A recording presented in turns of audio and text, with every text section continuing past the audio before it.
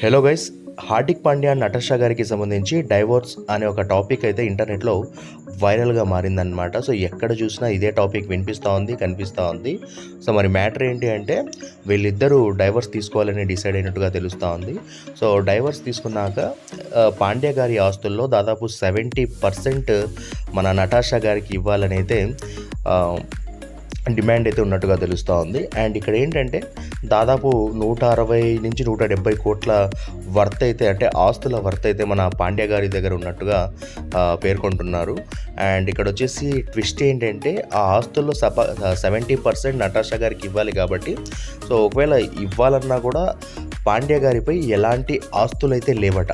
So మరి 170 కోట్ల worth అన్నారు. మరి ఎక్కడ వెళ్ళాయి ఆస్తులన్నీ అంటే ఆ ఆస్తులన్నీ పాండ్యా గారు వాళ్ళ మదర్ నేమ్పై రిజిస్టర్ చేయించినట్టుగా తెలుస్తోంది. అంటే తను ముందుగానే ఇలాంటిది ఏదో జరుగుతుందని భావించాడు ఏంటో కానీ, సో ఆస్తులన్నీ వాళ్ళ అమ్మగారి పేరుపై ఉన్నట్టుగా తెలుస్తోంది.